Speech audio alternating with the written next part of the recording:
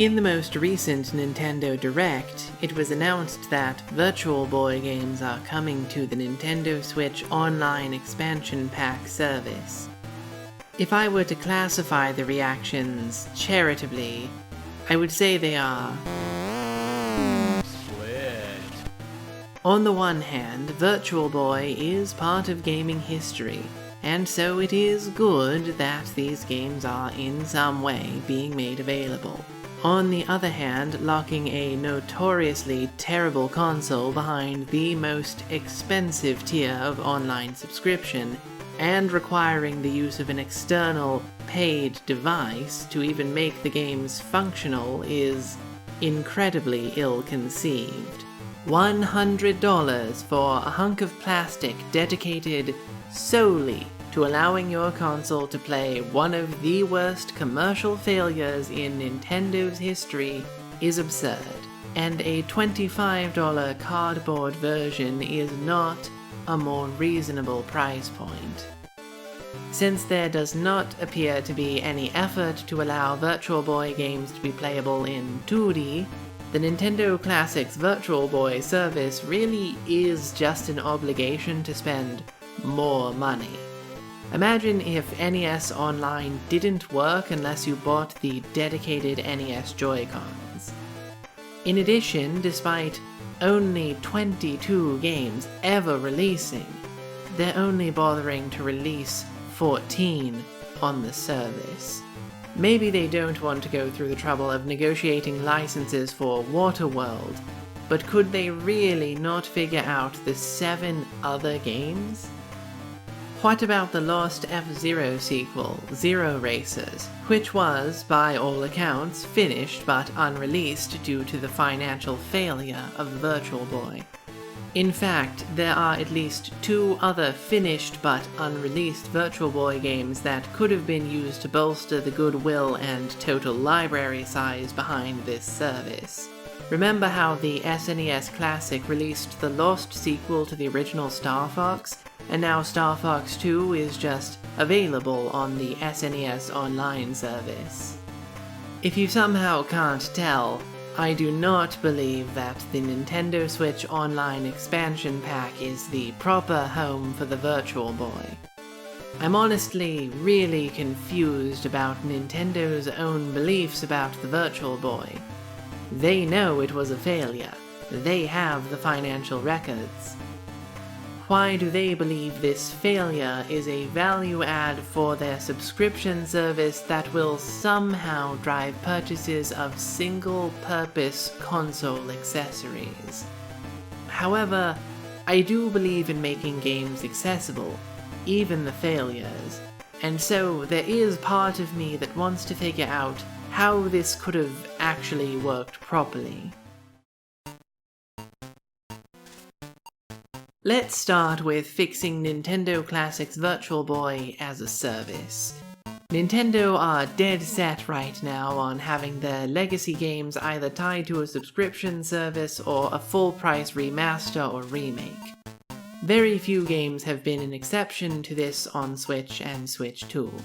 I will always prefer games be made available for a one-time purchase rather than an ongoing subscription, but at the current moment that would mean charging $70 for a collection of Virtual Boy games. Maybe they'd bring it down to $60 since it would be a dual release on Nintendo Switch, but that's hardly better. So instead, let's keep it tied to the online subscription, but bring it down to the base service rather than charging the most expensive tier. Yes, Virtual Boy is a 32-bit console and so would be in the same power class as the Game Boy Advance, which is on the expansion pack tier, but that hardly justifies the price point. The monochrome screen means the games look just about as state-of-the-art as games for the original Game Boy system. But also I'd argue that the Game Boy Advance isn't hardware intensive enough or visually impressive enough to be on the expansion pack tier either. It's not enough to simply adjust the price point and call it a day. The nature of the Virtual Boy requires some actual effort beyond sticking an emulator on your service. Firstly, the red monochrome screen, which has caused headaches and eye strains, was kept on the console because other displays were deemed too expensive. It was not an artistic choice that requires preservation. It was simply a cost-cutting measure. It would probably be too much effort to go and fully colorize each individual game. But that's not the only possible solution to the problem. A Virtual Boy emulator that I have to pay for should have a color palette editor so that I, as the player, can change the displayed colors to something that harms my eyes less. Nintendo could even have some preset palettes to select from, such as classic Virtual Boy Red, a standard grayscale, and even Game Boy Green. The other visual issue is the 3D effect. Yes, 3D is somewhat of a requirement to properly play some Virtual Boy games. Mario Tennis, for instance, is much harder without depth perception. However, if access to that 3D effect requires paid accessories for the Nintendo Switch, and Nintendo are so dead set on having this be an online service and not a physical game release, then the 3D needs to be optional so that people have the choice to buy the accessory if they want to get a fuller Virtual Boy experience.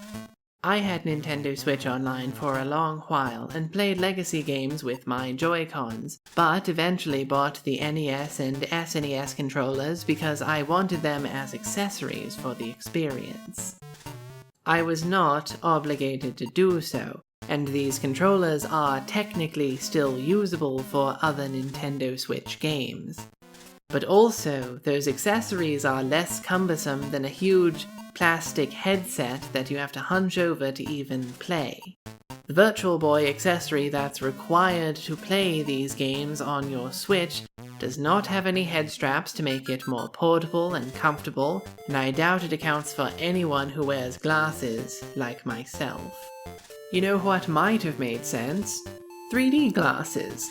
They're lightweight, easy to ship, and you can make them cheaply out of cardboard and cellophane. Sly Cooper 3 on Among Thieves literally shipped with 3D glasses as an insert in the instruction manual. No, it's not fun to wear glasses over my glasses, but I can easily fit flexible paper frames over my glasses as opposed to a rigid plastic headpiece. I can also convert cheap 3D glasses to be clip-on pieces for my normal glasses, and in all cases, opting for glasses allows my face to be at a more comfortable distance from the screen, eliminating one of the biggest problems of the Virtual Boy. This is, full stop, an accessibility issue. You can try to argue that adding 3D glasses support would be too much work, but it has literally already been done for free on Mednafen, the multi-system emulator that is the most popular choice for emulating the Virtual Boy. The work has already been done. Nintendo does not have an excuse. So that's how I would solve the problem as it currently stands. But you've seen the title of this video, and so it shouldn't be a surprise that I view this as a somewhat band-aid solution. Because the truth of the matter is that if Nintendo really cared about preserving the Virtual Boy and giving it the best shot it could possibly have at a second life, then they missed the chance they had over a decade ago. The real way to fix this would be to roll back the clock because Virtual Boy games should have been on Nintendo 3DS. Let's imagine, shall we, that it is 2014 and you have just picked up the newest game on the 3DS, Tomodachi Life. You see that there's this weird reverence for some obscure device known as the Virtual Boy within the game. You go online, on the 3DS web browser even, and you do a little Wikipedia research. And there you learn all about this complete failure of hardware, how it was Nintendo's first attempt at 3D gaming. You look at that article, and then back down at the portable 3D gaming device in your hand, and a thought forms. You wonder if Nintendo are going to make Virtual Boy games available on the 3DS eShop, just like the NES, Game Boy, and Game Gear games you were able to buy at this very moment in 2014. You even remember that there was this whole series called 3D Classics, which converted old NES games to work in 3D on the 3DS. The technology is there. The development team is there. All it would take is one Nintendo executive to have the same thought that you're having right now. In our alternate timeline, we're not going down the Virtual Console route. I think because of the maligned reputation of the Virtual Boy, selling the games individually for even the cheapest Virtual Console price, $3 a piece, would not be a wise move. Virtual Boy Wario Land could easily be justified at that price, but what about Nesta's Funky Bowling? Virtual Fishing? Collectively, the entire library of 22 games, 21 if we remove Waterworld, would come out to $63, which seems a little much just to own Virtual Boy games. So let's think about how we might present this if we want people to view it as a good value and make a purchase. My solution is simple. Pricing individually means most people aren't going to see the value in owning these games. They might go for Wario Land, but probably not many others, if any at all. It would almost be a waste to put in the effort to make these games available when almost no one will want to buy each individual game. So let's conglomerate them into a single package. How about we call it something like the Virtual Boy Virtual Museum? This is a singular Nintendo 3DS game which can be bought on eShop or physically as a cartridge for a budget price of $30. Most 3DS games retailed for $40, so this lower price should hopefully encourage some impulse and curiosity purchases. We're also going to squeeze in as many features as we can to make this look like a good value. That means adjustable color palettes which can be saved per game to help reduce the eye strain of the constant red screen. It also means putting in the work to translate any of the games released only in one region. As far as games are concerned, we'll be skipping Waterworld, but we will finally be putting in the effort to release the finished games Zero Racers, Bound High, and Dragon Hopper. Just like the SNES Classic that will come out in 2017, we want people to be more tempted to buy this collection for the chance to play never-before-released games. In total, there will be 24 games available in this collection. At $30 for the whole package, that's an average per-game price of $1.25. We're also going to add a little more to the value by giving you some other things to do besides play Virtual Boy games. It is called the Virtual Museum after all. The museum includes high-quality scans of game manuals, little blurbs about each game, and a Virtual Boy timeline plotting out all of the game releases spanning from 1995 all the way to the current release year of 2015, the Virtual Boy's 20th anniversary. It's almost like we planned it out right from the very start. We'll also utilize the 3DS's actually functional 3D capabilities to display 3D models of the Virtual Boy console, controller, and game cartridges that you can rotate around and look at from all kinds of angles. Physical copies of the Virtual Boy Museum even come with an AR card. Remember 3DS AR cards?